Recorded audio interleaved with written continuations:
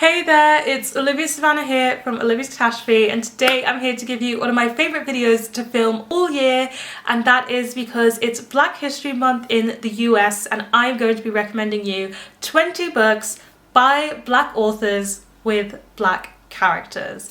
And I really recommend all of these books for a variety of reasons. If you watch my channel, you might be familiar with some of these titles, but I am going to talk about them anyway because they deserve a lot of love, they deserve a lot of attention, and they are all equally fantastic. I tried to cover as many genres here and as many formats of writing as I possibly could. And there'll be content warnings in the description box down below if that's something you need, but let's get right down to these fantastic books and I hope you pick some of them up.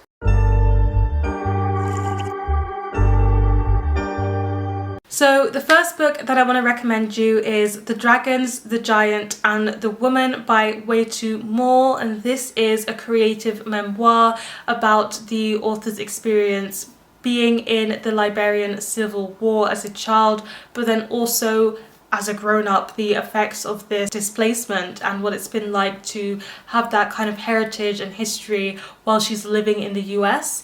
And she also goes back and visits her home country for the first time after the Civil War and escaping it because of the Civil War. And I thought this was an absolutely fantastic memoir. I really liked the way that the stories and fairy tale creation was woven into her experiences as a child during the Civil War and how that kind of escapism was what helped her get through that difficult period of her life.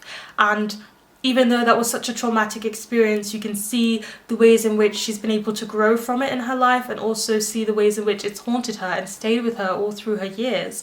And I just thought it was beautifully written and beautifully done, very carefully woven and laid out for us as readers. I especially loved seeing about how much the father really was there for his children and really loved them and cared about them and was doing everything in his power to protect his daughters and children. And I thought it was absolutely fantastic to hear about that from like a father to child perspective. I really like seeing those narratives, especially in Black fiction. I feel like we need to see more about loving and caring fathers, and it was just really nice to see that in this memoir. Of course it's true, and then it's a bit complicated, but later on you get to see how much the mother also truly loves and would do anything for her children, and it was just a beautifully put together memoir, and I learned a lot about the Civil War that I'd never been taught about in history or at any point in my life. So I do recommend this one for not only educational purposes, but for how great it just is to read. Up next, I want to recommend With the Fire on High by Elizabeth Acevedo. This is Elizabeth Acevedo's novel. She's very well known for her novels in verse, but this is her first young adult novel and it is truly fantastic. We're following a teen mother who is very much into the culinary arts and cooking, and she wants to work hard to make that her job. She wants to go on a trip, a culinary arts trip that her school is doing, but of course that's quite difficult to balance with being a mother and making sure she has the finances to be able to go on this trip and truly pursue her dreams. So it's about her balancing all of those things, the complicated relationship that she has with the child's father, and also just her with her grandmother, just trying to make her life fit in and work together. I thought this was a truly beautiful novel. I absolutely loved reading it. I really liked all of the descriptions of food and the culinary arts and how much cooking feels like comfort, feels like home. It was nice to see a teenage mother in a young adult contemporary book. I feel like I'd never read that before this book, and it's a kind of representation that I'm always here for, that I always love to see. It talks about the main character's relationship to her identity and her culture. She doesn't really engage with that too much or engage with her father who's abroad too much, but she kind of wants to, and how that makes her feel, which was nice to see. And also in this book there's a moment where the community really comes together to do something, and I always find those kind of scenes and those kind of moments in books incredibly heartwarming, and it was lovely to see done here as well. I'm going to recommend you a novel in verse because I love them, and I'm going to recommend Long Way Down by Jason Reynolds. This was an amazing novel in verse that just flew through me. In this one we're following a young boy whose brother is killed in gang crime, and the rule of gang crime is whoever does something bad to you, you take revenge and you do something bad to them. And the whole novel and verse pretty much takes place in this lift, and as he's going down the lift, which will take him to the ground floor where he can exit and start on pursuing his revenge, he gets visited by these ghosts, and these ghosts will make him think about this vicious revenge cycle that the gang culture has within it, but also what he truly wants to do and what choices he wants to make in his life. I think this one was just such a harrowing book. I love the way that it used the ghostly imagery and these visits. I like the use of smoke and the way it was laid across the page of the novels in verse, and the ending was chilling. It was a very good way to end the book. I liked how it didn't give you all of the answers and it lets you think about what the character might do next. Very, very poignant, to the point, and very cleverly done. I want to recommend you a very short classic which is absolutely fantastic. I can't believe I haven't recommended it in one of these videos before, and that is Passing by Nella Larsen. This one is a classic that's now also a film on Netflix, which was fantastic too, so I do recommend you watch it. And we're following these two women who have grown up together. They're both black, but they are both white passing. However, one of them decides to live her life within the black culture around other fellow black people and pursue that route, and the other one decides that she's going to pass as white and disconnect from everything to do with her black heritage and black culture and just pretend to be white. And they fall apart because they've both chosen different paths of life, and this novel starts when they reunite for the first time and they kind of come back into each other's lives, and you see how their lives are truly different just because of the identities that they've chosen to assume. And the ending of this one is also very chilling. It's quite abstract. You can think about what happened and what each ending that could possibly have happened means. And it was just such an interesting study of culture and identity and putting on identities and taking them off and pulling them apart, and the way that it takes a look into all of that is fascinating. It also deals with these two very distinctive women with very different character traits, and I liked seeing both of them and the decisions that they made and why they made them and how it's impacting their mental health and their choices at the time of them reuniting again. Fantastic, really recommend. Then I'm going to recommend one of my favourite reads of last year, and that was Open Water by Caleb Azumah Nelson. This one is a lyrical book which is a romance between a man and a woman, a black man and a black woman, and this romance is complicated when they start off because the woman is actually dating his friend. So that's the situation in which they start off at, and this book is just so beautiful. The way that it is written is so emotional and so carefully chosen in its diction and its choice of words, and it's just smooth as silk on the page. I absolutely love that this one is really focusing on the black man, but he gives himself the space and time to be emotional. He cries when he feels hurt, he panics when he feels like the world is too much, and he has this feeling of tension, this nervous feeling of what it's like to be a black man in Britain, in a world where it's still kind of not made to include you, and the anxiety that he feels, and the way that he loves art and finds comfort in books and music and movement truly resonated with me. I felt so seen, I felt so represented in this black man who was letting his emotions flow, and I thought that was so beautiful. And it just, when you feel seen in a book, it just touches you in a way that I can't describe, and this is what this book did for me. So I just highly, highly recommend it. All over the place, all of the time. More male main characters emoting like this, please. Another one which was one of my favourites of last year was Beloved by Toni Morrison, which I know lots of people will know and have read, but if you haven't, you got to get on that. So Beloved is a modern classic where we're following this woman who lives in a house, and she is a former slave, but she's free now, and this house is haunted by a dead baby. And that's kind of all you really need to know going in. But just know that there's a lot of content warnings for this one, and it's so emotional because it delves into the ways in which the trauma of slavery still lives on in terms of how it impacts her children, her child, and the generational trauma that it's talking about, but also the trauma on her own body, the trauma on her own emotions, and how she carries that trauma with her. And it might, even though she might be free of the physical bonds of slavery, maybe that slavery is still impacting and chaining her to the way that she lives her life now, alongside the way in which Morrison perfectly uses the haunting and the dead baby to kind of reinstate more of these themes in a very intense way. It was just so beautifully done. I don't think I can do this book justice. The way that it slips through timelines is quite smooth, and it can seem confusing the way that the past and the present kind of slip into each other and their narratives entwine, but I think it makes so much sense for the ways in which the past really enforces how we live our present. And I think the way that she used the timeline and went between those times really emphasized that and showed it in a very clever way. It's just such a cleverly written book, and there are certain phrases from that book that I haven't forgotten, that will always live with me. And there's a certain line in the book, which I can't tell you because it gives away far too much, that sent shivers down my spine. And it's a very simple phrase, but it summarizes generational trauma so very well. This book is a masterpiece. Another novel in verse, and this one is called Punching the Air by Zoboi and Yusef Salaam.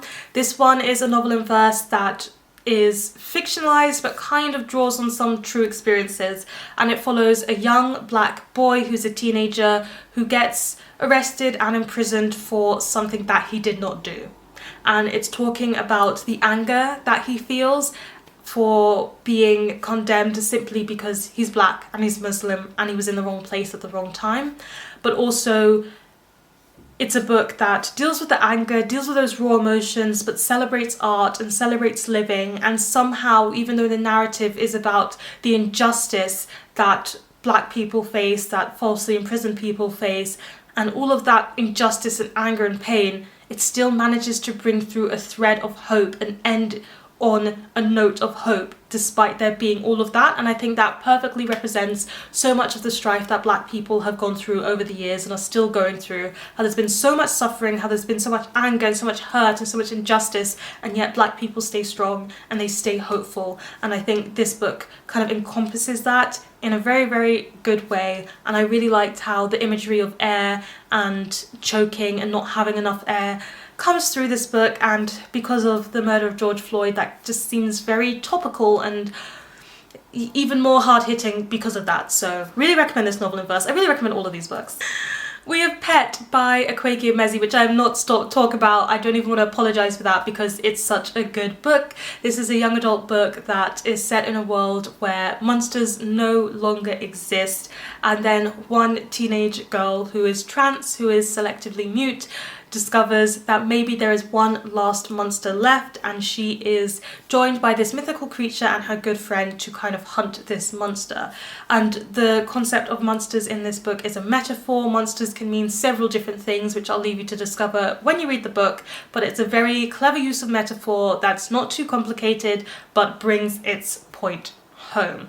I love seeing very casual trans representation and casual disabled representation where it was just accepted in this world and society and was so inclusive. That was lovely to see. I really liked seeing how involved the parents were in this young adult novel. The parents and family were such a big part of the book. I also thought it did its magical elements very well. There's a sentient house that kind of responds to her softly, gently. Just everything about this book is done so well. It's the kind of writing style that I wish I could take and assimilate for myself. Really, really love Pet. I want to recommend Citizen by Claudia Rankine, which is this kind of poetry prose mix that delves into racism and injustice, but in a very interesting way. It felt very contemporary in the way that it talked about the microaggressions. That's what it's really focusing on, the microaggressions that people face, which is a form of racism that a lot of black people who are young can really relate to, as racism becomes, well, sometimes it's still very outright, but also oftentimes it can be quite overt and discreet, and focusing on gaslighting and microaggressions, where it can make you feel like you are the one who's got everything wrong and it's not actually racism when truly it still is. I really liked seeing that tackled in this collection, and there was one section where she especially focuses on Serena Williams and the racism that she's faced while being one of the most fantastic and best tennis players out there. It also talks about Venus Williams at some point, and as someone who's a big fan of tennis, I watch a lot of tennis, I'm just a big fan of tennis, and as someone who really admires Serena Williams, I just thought it was a very good tribute to her and the things that she's faced and why she has to face them. So if you would like to learn more about that, I really recommend this book to you as well. But it does delve into more than just that. That part was just something that really resonated and spoke to me. The next book I want to recommend is another memoir, and that is Born a Crime by Trevor Noah. And I read this one a very long time ago, but I still recommend it to this day. I've heard that the audiobook is especially fantastic and a great way to consume Trevor Noah's story. Trevor Noah is my favourite comedian. He does such a good job of balancing humour with actually really important topics and really touching down on them. But in this book, it talks about his life growing up in South Africa as someone who is white passing but is black, and also during the time of apartheid and how that really shaped his childhood. His parents had to go through a very unique relationship to kind of make it work in this time of apartheid, and how he always felt loved despite the difficulties that being himself, just having the identity that he had to face. Even though sometimes I think the structure of this one could be slightly improved upon and better, I do think all in all it's a very good memoir. He touches on the racism, but also the ways in which you learn to put on identities and try and fit in wherever you possibly can.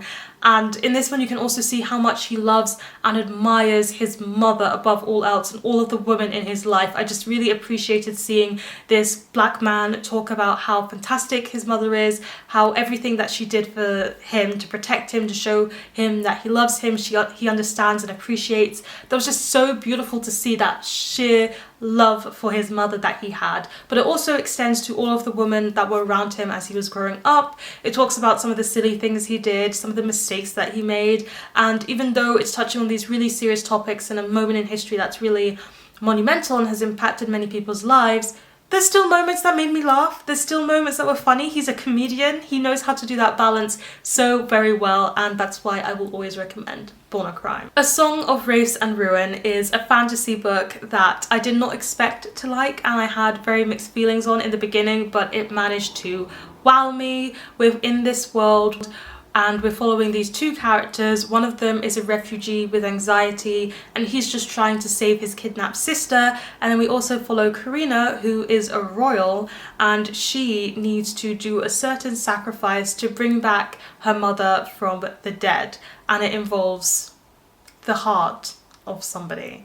And these two characters' lives intersect and cross, and they both need to kill each other basically for what they want to have happen. For his sister to be saved and for her to resurrect the person she wants to resurrect, they both need to kill each other. So there's quite a lot of tension, and the fantasy book does a very good job of showing these two characters coming from two very different places in life with very different experiences, and the similarities they have, but also the differences in areas they both need to work on. It was really nice to see anxiety representation done in a fantasy book. I don't have anxiety myself, but I've heard that it was done very, very well. I liked the magical elements. They're kind of drawn from African mythologies and cultures, which was really nice to see. And the ending of the book was so suspenseful and so much fun. It went places that I don't think I've seen other fantasy books dare to go, which was great. And the way it ended has me so excited to pick up the next book, which I'm actually currently reading at the point of filming this video. Time for another memoir recommendation. We have Maybe I Don't Belong Here by David Harewood, and David Harewood is a black British man, and this is about his experience with psychosis, and this particular psychotic breakdown was brought on by the fact that he is black and living in Britain and feels like he doesn't fit in because of his racial identity. And I thought this one was absolutely fantastic. I just applaud David Harewood for being so honest and so raw and talking about his experiences as a black man with mental health difficulties and how that was really hard to do, especially as someone who's in the limelight because he is an actor.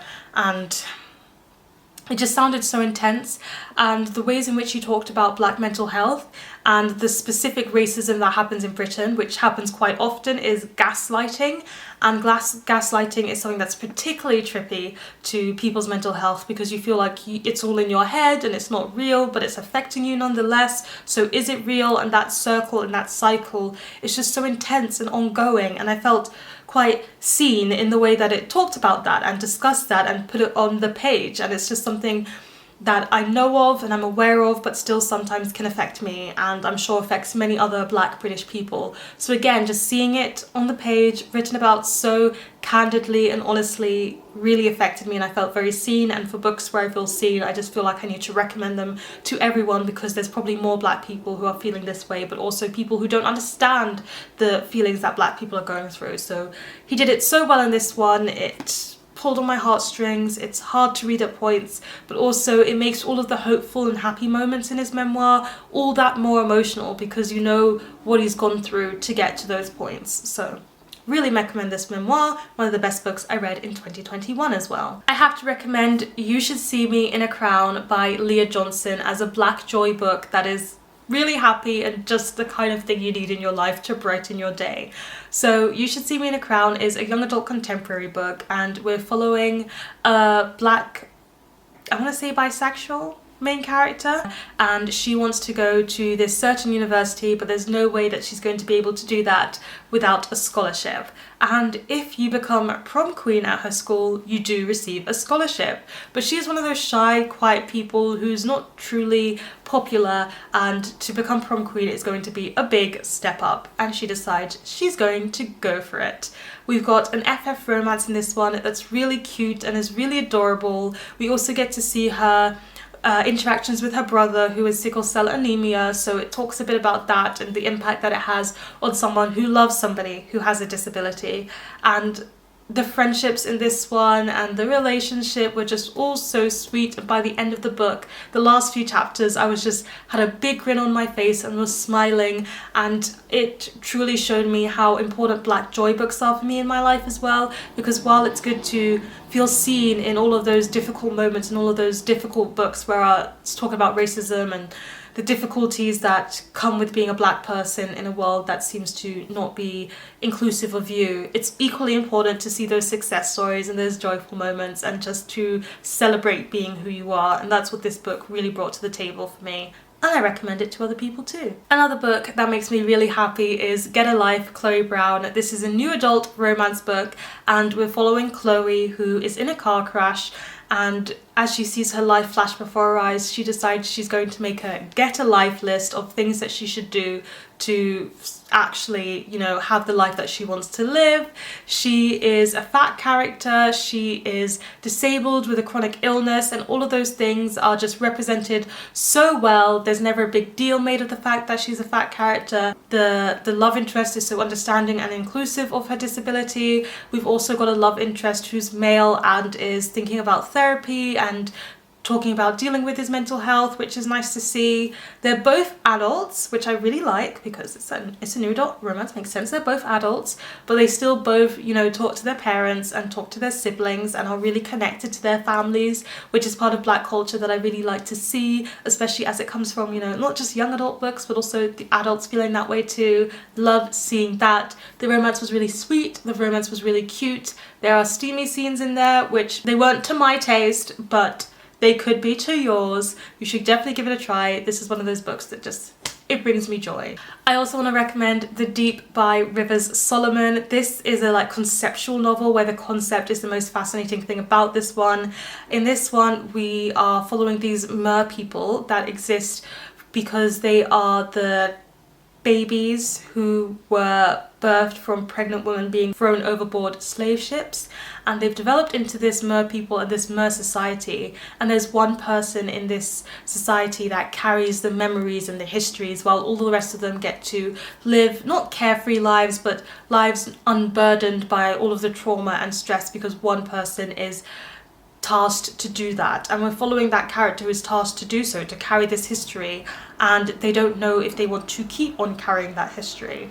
and it follows that, and I really liked the concept of it. I really liked seeing how these mer people live and their rituals and what they do, but also their identity and the way that memory informs and interacts with your identity. And I think that was a very interesting thing to unpack. I'm someone who loves books to discuss identity in particular, so this was a particularly fascinating concept to me. I think it's very thematic driven, and I thought that was a unique stance for a book to take. And the relationship that develops in this one between all of the characters, between their kind of parent and their community, and a community that they interact with for the first time, was also intriguing. So I like seeing those relationships unpacked and unraveled. I don't think I'm selling this one very well, but it's really good and I recommend it. Next up, I want to recommend An American Marriage by Tayari Jones. This one is a book about a black man who is falsely imprisoned, and it doesn't really focus too much on the reasons of this imprisonment, but it really focuses on the effect that that imprisonment has on his relationship with his wife, especially as they were newly married and just getting started in life as newlyweds before it was all ripped away and disrupted by someone being imprisoned unfairly. And I think the unfair imprisonment is important because that shapes the way that you treat someone who's in prison and what you can do and can't do with that relationship. I feel like it's a very interesting book that really unpacked that. It goes to before the imprisonment and before the incident, which I thought was really nice because you got to see the characters form their relationships and how close they were, and see all of the hope that they carried within their marriage. Even though characters sometimes did things that I didn't think were the right choice or the right thing to do, you can always understand where they are coming from and you just cannot blame them for it. So I thought that was just a really good look at characters and the choices we make and how they're informed by who we are and what we've been through, but also how sometimes what seems like the wrong choices are the only ones that can happen. And I don't think it was a particularly unpredictable book. I could see the end outcome quite clearly. I was just fascinated about all of the emotional turmoil that we took to get there and what the characters were thinking and feeling all the way through. I just thought this really did such a good job of understanding people and the choices we make, and therefore you should really read it to see about it. I think it's a winner of the Women's Prize for a reason. Another young adult book that I really liked was Love is a Revolution by Renee Watson, and in this one we're following a young black teen who falls for this guy at this protest rally, and she falls for this guy, and as soon as she meets this guy, she decides that she's going to try and make herself more likable to him by doing a whole lot of lying. She lies about being interested in things that she's not interested in and kind of creates this whole other persona to be with him. But this book focuses on how you need to learn to tell the truth, not only to people around you, but also to yourself before you can even think about being in a romantic relationship.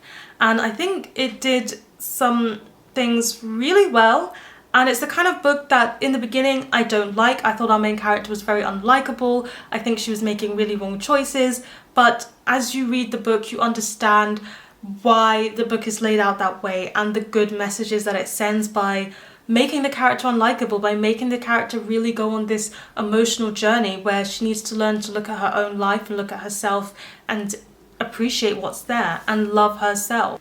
We've got a fat black main character, which was really nice to see, and yeah, I just thought this character went on a brilliant journey, and it talked about love not only in terms of romantic relationships but also in terms of family, in terms of friends, and I like how it really just talked about love across all sorts of relationships and how revolutionary love truly is. I also want to recommend Cannibal. This is a poetry collection that I thought was beautifully written. It's one of those very lyrical, very heavy in terms of literary devices and imagery and metaphor poetry collections, so if that's not your type of thing, don't go for it, but I absolutely loved it. I just loved how beautiful the writing was and how much it touched on what it's like to be a woman, a black woman in a family with complex relationships, and it was beautiful. It was gorgeous, and it's just one of those poetry collections that I want to drink in forever and ever, just drink those words down into my soul.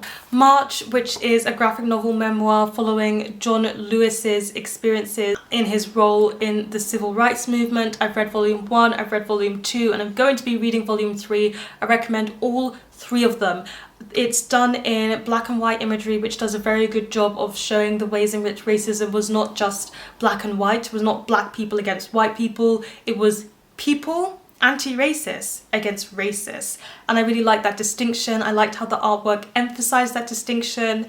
I think seeing the suffering on page and the things that people went through, the protests that they did, and how much they fought for their rights was just shown so well through the text and the images that it stuck with me and it struck me. And I really like how accessible this is, because there are people who won't want to read a history book, who won't want to read non-fiction, but will pick up a graphic novel. And he actually talks about one of the reasons why he wanted this book to be in graphic novel form in the book itself, and I thought it was very well done and it's so good, and I recommend the second one too. And then last but not least, very quickly here, I just need to recommend the 5th season by N.K. Jemisin, the fantasy sci-fi series that just has woven its way into my heart. I've read the first book, I've read the second book, and the first book was one of the best books I read in 2021 for sure. You are set in this world where origins exist. They have the power to shake the earth and cause earthquakes and change the earth, but even though you think that these people would be in the lead, they are not. They are the oppressed. And we're following these characters who discover that the systems in the world and the society they live in has told them histories and facts which may not be true, and it's what they do with this knowledge and how that changes their perception of their world. I feel like the synopsis doesn't even touch the amazingness of this book. The world building is impeccable. There is no world building like it in any other book. Fight me. There isn't. There is no better writing in second person. I forgot to mention that Open Water is also in second person, but both of those use the second person narrative perspective so very well. The book goes in unexpected directions and situations that are just, you won't see them coming, and you'll have a very good time with this novel. I think it all came together fantastically, and it was just what a reading experience. You know you want to experience it too. Okay, my battery's like going wild. I just want to say, I hope you pick up these books, support black authors, support black writers and black people all year round, please, but do give some of these a try, not only for educational purposes, but also for enjoyment purposes. Please let me know in the comment section down below a book by a black author that you recently read and would recommend. Give this video a thumbs up if you enjoyed it. Hit the subscribe button if you want to see more. And don't forget to hit that notification bell to be updated every time I have a new video. And you know what they say, onwards and upwards. Excelsior!